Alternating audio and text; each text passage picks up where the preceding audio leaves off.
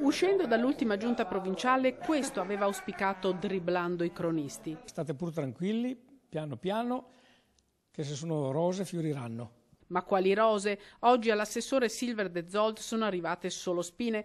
Cominciano a scadere gli ultimatum e la prima vittima è l'assessore Comeleano, al quale il presidente ha revocato tutte le deleghe, non solo quella dei trasporti. Ci sono sindaci anche del PDL e non della Lega che stanno raccogliendo firme contro la provincia proprio sul trasporto pubblico locale.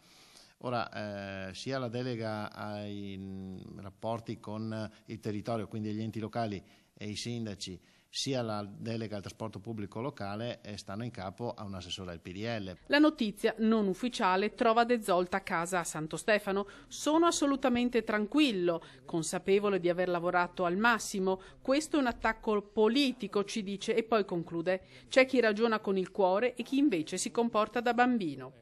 Scenari in continuo mutamento a Palazzo Piloni e il presidente allunga l'elenco delle richieste. Rimango sempre in attesa del ritiro di quel documento che è stato depositato agli atti della provincia.